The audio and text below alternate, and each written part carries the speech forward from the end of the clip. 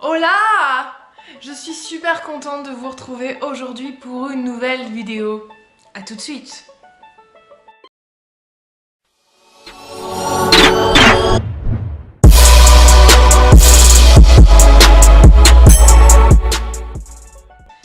Bon, l'heure est grave, ma team. Aujourd'hui, c'est la 27e ou 28e vidéo que je vais mettre sur YouTube et je crois que ça va être la vidéo la plus pas du tout glamour que je vais mettre, mais alors pas du tout. Et je pense juste que vos conjointes vont me détester. Donc aujourd'hui on va parler de comment retirer la corne de vos pieds, comment hydrater vos pieds, comment entretenir vos pieds, comment entretenir ce petit bout de votre corps que personne n'aime, que souvent les gens ne regardent pas beaucoup, mais que vous, ça vous fait quelque chose. Parce que ce sont vos pieds, vos petits pelotons. Donc vous voulez en prendre soin. Et je vais vous expliquer tout de suite comment faire. La première chose à faire pour enlever la corne des pieds, ça va être de faire un gommage. Mais rappelez-vous, je vous avais dit que sur les pieds, on n'allait pas faire un gommage basique. On va faire un gommage avec des gros grains. Donc moi, j'utilise le gommage pour les pieds spécialement de chez Yves Rocher. Ça s'appelle Beauté des pieds et c'est à base de lavande. Donc il a des gros grains, ce qui va permettre en fait justement d'enlever un petit peu plus la corne et de ramollir légèrement vos pieds, enfin le talon. Alors le premier ingrédient de notre recette, ça va être le vinaigre de cidre. Le vinaigre de cidre, tu vas pouvoir le retrouver partout dans n'importe quelle grande surface. Tu peux le prendre bio, comme tu préfères. L'important c'est que tu aies au moins 5% d'acidité. Pourquoi? Cette acidité en fait, ça va te permettre de desquamer plus facilement les peaux mortes. Parce que ça va ramollir davantage ta peau. Au niveau de la quantité, tu vas prendre à peu près 25 centilitres dans un verre mesureur, ce qui équivaut à peu près à un quart. Donc tu vas mettre ça dans une bassine.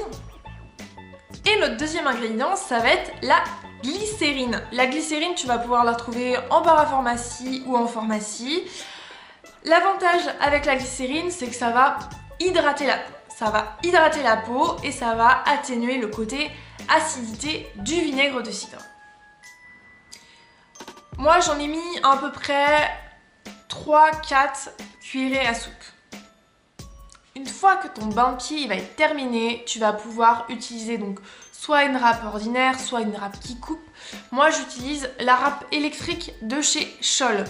Le côté avantageux, c'est que en fait, le fait qu'il y ait ici des cristaux marins, c'est hyper pratique au niveau déjà de la profondeur, des callosités. Et le fait que ça soit électrique va permettre aussi une rapidité qui est vraiment pratique. L'avantage aussi avec cette râpe électrique, c'est qu'il y a le côté sécurité. C'est-à-dire qu'en fait, si au bout d'un moment donné tu es sur un bout de ton pied et que là tu vas trop en profondeur, automatiquement la râpe s'arrête toute seule. Et maintenant, la dernière étape, la moins glamour, là où ton mec va te haïr et me détester encore plus, c'est tout simplement de mettre de l'huile d'olive sur ton pied et avec l'accessoire qui tue. Attention, la chaussette. Oui, je sais, c'est pas du tout glamour, c'est un tue-l'amour, mais c'est hyper pratique. L'huile d'olive, en fait, c'est hyper nourrissant pour la peau globalement. Donc à faire au début 2-3 fois par semaine à peu près. Et la chaussette, sous l'effet de la chaleur, ça pénètre beaucoup mieux. Si comme moi tu travailles toujours debout, que tu piétines, et bien malheureusement les callosités vont s'installer plus rapidement que si on reste assis toute la journée parce que tout notre poids repose sur le talon, encore plus si tu portes des chaussures plates. Donc pour le coup, c'est important de nourrir ton pied pour prévenir justement les callosités.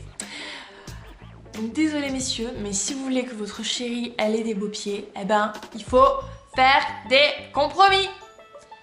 Cette vidéo est terminée, j'espère qu'elle t'aura plu, et toi aussi, cher monsieur, même si tu dois me haïr. Surtout, n'hésite pas à t'abonner si ce n'est pas encore fait, tu peux aussi me suivre sur Facebook et Instagram. Je suis de plus en plus sur Insta d'ailleurs, pour le coup.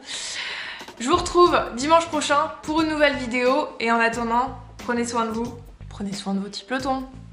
Gros bisous, ciao.